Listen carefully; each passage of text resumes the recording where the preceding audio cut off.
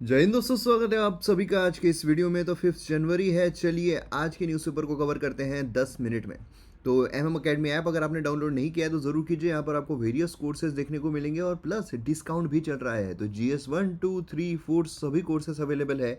Highest quality content है lowest price पर। तो डाउनलोड कीजिए एमएम अकेडमी ऐप। आइए पहले न्यूज़ पर आते हैं। तो यहाँ पर बात की जा रही है 10th सेंचुरी जो कदम्बा इंस्क्रिप्शन है written in Kannada and Sanskrit, वो गोवा में फाउंड किया गया है। तो यहाँ पर आप देख सकते हो ये इंस्क्रिप्शन है जो बेसिकली जो साउथ सदर्न गोवा है वहाँ पर मिला है। तो गोवा आप सभी को पता है नॉर्थ गोवा और साउथ गोवा इसमें डिवाइडेड है। तो सदर्न गोवा में ये सब कुछ मिला हुआ है। अब देखिए कदम्बा डायनेस्टी ये यहाँ पर इम्पोर्टेंट हो जाती है। वैसे भी हिस्ट्री जो होता है मतलब उसमें भी स्पेसिफिकली अगर हम देखें तो एंशियंट हिस्ट्री उसमें काफ़ी कम चीज़ें जो है वो न्यूज़ में हमें देखने को मिलती है। और वो अगर न्यूज़ में आए तो वो काफ़ी इंपॉर्टेंट हो जाती है एग्जाम पर्सपेक्टिव से, क्योंकि ऐसी जो डायनेस्टीज़ होती है ये डायनेस्टीज़ नॉर्मली जो कोर्सेस होते हैं उसमें स्किप हो जाती है कि कोर्सेस में हम इंक्लूड नहीं करते हैं। लेकिन यहाँ पर ऐसे जब न्यूज़ में आता है कि कुछ इंस्क्रिप्शन फाउंड किया गया है ऐसा कुछ, तो ये जो डायनेस्टीज़ है इंपॉर्टेंट हो जाती है। अब कदम्बा डायनेस्टी सबसे पहले तो थी कहाँ? तो सदर्न पार्ट में हमें देखने को मिलती थी। ये जो आपको पूरा नज़र आ रहा है ये बेसिकली थी कदम्बा, है ना। और बनावसी जो है ये बेसिकली अगर आप देखोगे तो इम्पॉर्टेंट यहाँ पर इसकी सिटी हमें देखने को मिलती है। और इस तरफ अगर आप देखोगे तो पल्लावास, इस तरफ पांड्यास, है ना। अब यहाँ पर कदम्बा डायनेस्टी जो है वो यहाँ पर फाउंड किसके द्वारा की गई थी? तो यहाँ पर की गई थी मयूरवंश शर्मा। ठीक है। तो ये काफ़ी इजी जाएगा आपको याद रखने में, मेरा नाम याद रख लेना इजी जाएगा। जो ओरिजिनली फ्यूडेटरी थे पलावास के, याद है? फ्यूडेटरीज मतलब उनके इसमें काम करने वाले, है ना। ऐसे ही एक फ्यूडेटरी थे जिन्होंने बहुत बड़ा साम्राज्य जो है इंडिया में खड़ा किया था। क्या उनका नाम आप कमेंट सेक्शन में बता सकते हैं? एंशंट हिस्ट्री में ही हम उनके बारे में पढ़ते हैं। फ्यूडेटरीज थे वो, और फिर उसके बाद वो बहुत बड़ा अपना साम्राज्य क्रिएट कर लेते हैं। तो ये पलावास अगर आप देखोगे तो काफ़ी प्रोमिनेंट डायनेस्टी थी सदर्न इंडिया की। अब लेजेंड के हिसाब से अगर हम देखें तो स्टैब्लिश्ड यहाँ पर बेसिकली क्या है, इसने कदम्बा डायनेस्टी स्टैब्लिश किया आफ्टर डिफीटिंग दी पलावाज। ऑब्वियसली यहाँ पर जो पलावाज है उनको डिफीट करके ही अपनी डायनेस्टी जो है वो खड़ी करनी पड़ेगी, है ना। अर्ली कैपिटल अगर हम देखते हैं तो वो बनावसी जो है वो हमें देखने को मिलती है। ये जो हमने यहाँ पर देखा था तो ये उनकी अर्ली कैपिटल थी, जो प्रेजेंट डे कर्नाटका जो है वहाँ पर लोकेटेड है। बाद में कैपिटल जो है शिफ्ट की गई थी, जो वैजंती है मॉडर्न डे जो बनावासी हमें देखने को मिलता है मॉडर्न डे का, तो वहाँ पर ये शिफ्ट की गई थी। अब यहाँ पर जो कदम्बा किंग है डायनेस्टी अपना इन्फ्लुएंस जो है वो वेस्टर्न डेक्कन रीजन में भी इन्फ्लुएंस कर दी, क्योंकि ऑब्वियस है ना यहाँ पर इस तरफ था तो यहाँ पर भी हमें यहाँ पर इंस्क्रिप्शन जो है वो देखने को मिल रहे हैं। अब यहाँ पर अगर आप देखोगे तो कुछ पार्ट कर्नाटका, गोवा और महाराष्ट्र तक ये डायनेस्टी जो है वो स्प्रेड होती हुई देखने को मिल रही थी। देखिए एक पॉइंट यहाँ पर इंपॉर्टेंट है क्योंकि इस पर सीधा आपको क्वेश्चन आ सकता है। अब यहाँ पर मयूरा शर्मा जो है और उसके सक्सेसर सक्सेसफुली रजिस्ट करते हैं जो चालुक्य और पलावा है उनके इन्वेजन को। अब यहाँ पर चालुक्य और पलावा यहाँ पर इन्वेड करने की कोशिश करते हैं लेकिन उनको ये रोक लेते हैं। अब देखिए यहाँ पर अलग अलग किंग दिए हुए जो कि आपको एग्जाम में पूछे सकते हैं। मयूर शर्मा सबसे पहला, है ना। देन उसके यहाँ पर जो ककुस्त वर्मा है 1, ककुस्त वर्मा 2, ये 2 आते हैं। देन उसके बाद शांति वर्मन, देन उसके बाद यहाँ पर शिवकोटी, देन उसके बाद रवि वर्मा, है ना। देन उसके बाद हरि वर्मा। देन यहाँ पर जो 10th सेंचुरी में जो राइवल है कदम्बा डायनेस्टी के, वो कदम्बा जयकेशी, है ना। इसमें हमें देखने को मिलता है। तो ये जो नाम है ये काफ़ी इंपॉर्टेंट है, आपको पता रहना चाहिए। मतलब क्वेश्चन कैसे आ सकते हैं, एक तो आएगा कि भाई ये जो नाम है ये कौन से डायनेस्टी से रिलेटेड है। तो हो सकता है गुप्ता डायनेस्टी, ये सब डायनेस्टी, लेकिन आपको ध्यान में रखना है कदम्बा डायनेस्टी जो है उससे रिलेटेड है। दूसरा यहाँ पर जो कदम्बा डायनेस्टी है उस पर क्वेश्चन आ सकता है डायरेक्टली कि उसको किसने फॉर्म किया था, किसके इसमें वो शुरुआत हुई थी, है ना। तो वो आपको आ सकता है। उसी के साथ साथ जो अलग अलग स्टेटमेंट्स हैं, जैसे यहाँ पर किनको हराकर वो आए थे, ऐसे क्वेश्चन आपको आ सकते हैं। कहाँ कहाँ पर उनका विस्तार था, कर्नाटका, गोवा, महाराष्ट्र, ये आपको आ सकता है ना। एंड यहाँ पर पर्टिकुलरली किंग के बारे में भी क्वेश्चन पूछा सकता है। ये जो है ट्रेडिशनल रिगार्ड किया जाता है as a founder of Kadamba dynasty. सीधा क्वेश्चन भी आ सकता है, मतलब मोस्टली मुझे ऐसा लग रहा है कि फैक्चुअल क्वेश्चन सीधा पूछा जाएगा कि भाई कदम्बा डायनेस्टी जो उसका फाउंडर कौन था, ऐसा क्वेश्चन आपको आ सकता है। क्यों ज़्यादा चांसेस है? क्योंकि इसमें और डिटेल में जाने में कोई सेंस नहीं बनता है इसलिए।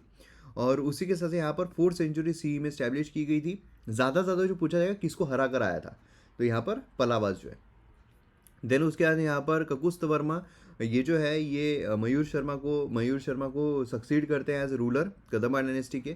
कदम्बाज जो है अपनी टेरिटरी को एक्सपांड करते हैं, सदर्न डेक्कन में भी इन्फ्लुएंस करते हैं। देन 2 के टाइम पर ये भी सिग्निफिकेंट रूलर था, है ना। इसका भी कंट्रीब्यूशन जो है लिटरेचर आर्ट में काफ़ी ज़्यादा था, उसने पोएट्स को भी पैटर्नाइज किया था। शांति वर्मन अगर आप देखोगे तो ये कदम्बा डायनेस्टी के बाद में रूलर बनते हैं। यहाँ पर जैनिज़्म जो है प्रोपोगेट करने के लिए ये एसोसिएटेड है।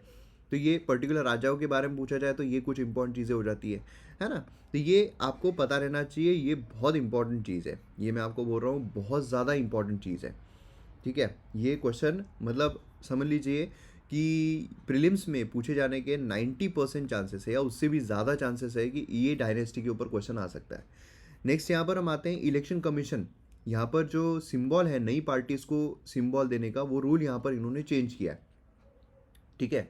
मतलब बेसिकली क्या है, जो रजिस्टर्ड अनरिकॉग्नाइज्ड पॉलिटिकल पार्टी जो होती है, मतलब अनरिकॉग्नाइज्ड पॉलिटिकल पार्टी मतलब जिनको प्रॉपर उतने वोट जो है पर्टिकुलर इलेक्शन में नहीं मिल पाए हैं, उनको बोलते हैं आर यू पी पीज़, ठीक है। आर यू पी पीज़ मतलब क्या है, registered unorganised political parties, R U P Ps, ठीक है। तो अब उनके लिए नए रूल लाए गए हैं कि भाई अगर आपको सिंबल चाहिए तो आपको ये रूल फॉलो करने पड़ेंगे। तो ये सीधा आ सकता है कि नए रूल मतलब नए सिंबल लेने के लिए आर यू पी पीज़ जो है सिंबल लेने के लिए क्या क्या लगता है।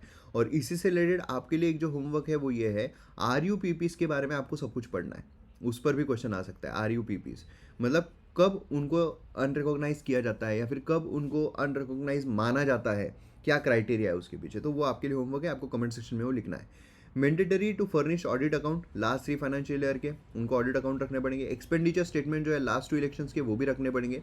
और सिग्नेचर जो ऑथराइज्ड ऑफिस बैरियर का वो भी लेना पड़ेगा along with application for the symbol, ठीक है। तो ये कुछ बेसिक चीज़ें हैं।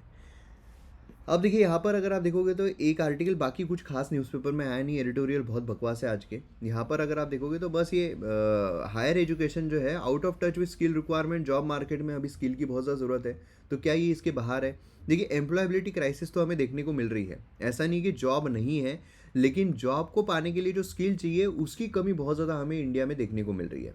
तो प्राइवेट एजेंसीज के द्वारा जो रिपोर्ट लाई गई है उसमें less than half of Indian graduate जो है वो एम्प्लॉयबल है 2021 में, एंड अनएम्प्लॉयमेंट रेट जो है सिग्निफिकेंटली राइज हुआ है। प्री एग्जिस्टिंग इश्यूज प्रॉब्लम जो एम्प्लॉयबिलिटी का वो सबसे बड़ा हमें देखने को मिलता है, इवन बिफोर जो ऑनलाइन सर्च हुआ था उससे पहले भी स्ट्रक्चरल इशू जो एजुकेशन सिस्टम में, कि भाई यहाँ पर हमें हायर एजुकेशन में जो स्किल है वो प्रोवाइड ही नहीं की जाती है, जो क्वालिटी है वो प्रोवाइड ही नहीं की जाती है। सब कुछ लगे हुए मार्क के पीछे, सब कुछ लगे हुए हैं जो मार्क्स है उसके पीछे। ऑनलाइन लर्निंग इम्पैक्ट, देखिए ऑनलाइन लर्निंग जो है काफ़ी पॉपुलर हुआ पेंडेमिक के दौरान, और इसने बेसिकली कंट्रीब्यूट किया लर्निंग डिफिशियंसीज को। स्टूडेंट जो है स्क्रीन के ऊपर लॉन्ग आवर्स तक रुकना या फिर देखना उसके लिए काफ़ी चैलेंज फेस कर रहे थे, जिसकी वजह से हमें जो एडटेक कंपनीज है डाउनसाइज्ड है स्टूडेंट, फाउंड देम इनइफेक्टिव, ठीक है, डाउनसाइज भी किया और इसकी वजह से एम्प्लॉयबिलिटी में फ़र्क भी पड़ा। Economic factor, lack of job creation Indian economy में, है ना, तो इसके वजह से भी जो एम्प्लॉयमेंट है वो फाइंड करने में डिफिकल्टी होती है।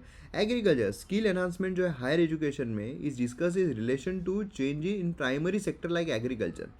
कन्वेंशनल जैसे जो एग्रीकल्चर का वो यहाँ पर अट्रैक्ट नहीं करता है मेन स्ट्रीम ग्रेजुएट्स को। अब अगर आपको बोला जाए मतलब ये जो है ना ये लास्ट ऑप्शन, और ये एज अ इंसल्ट जो है वो बोली जाती है। आपने देखा होगा कई बार बच्चों को बोला जाता है कि नहीं पढ़ना होगा तो जाके गाँव में खेती कर ले, है ना।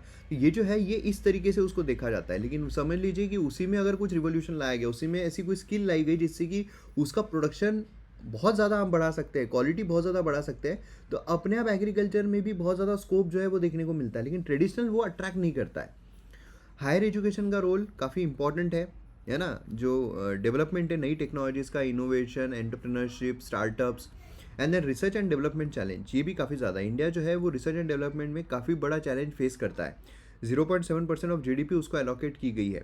प्राइवेट सेक्टर कंट्रीब्यूशन जो है वो भी काफ़ी कम है, जिससे कि R&D नहीं हो पाती है। जेंडर डिस्पैरिटी है, भाई जेंडर का तो दे पता ही चलता है। स्किल एनहांसमेंट नहीं हो रही, एजुकेशनल अपॉर्चुनिटीज़ नहीं मिल रही है। नेशनल एजुकेशन पॉलिसी जो है 2020 में लाई गई थी, ये है सिलेक्टिव इम्प्लीमेंटेशन उसका, है ना, अभी तक सही तरीके से हुआ नहीं। इनइक्वालिटी जो है स्किल एम्प्लॉयबिलिटी में, industrial training institution, polytechnic colleges traditionally यहाँ पर मार्जिनलाइज स्टूडेंट को हेल्प कर रहे हैं स्किल लेने के लिए, जिसकी वजह से काफ़ी क्वालिटी वाइज प्रॉब्लम्स फेस की जा रही है। तो ये मेंस पर्सपेक्टिव से काफ़ी हेल्दी पॉइंट्स यहाँ पर मिलते हैं। तो यही था आज का हमारा न्यूज़पेपर। वीडियो पसंद आया तो शेयर ज़रूर कीजिए। मिलते हैं हम अगले वीडियो में। जय हिंद।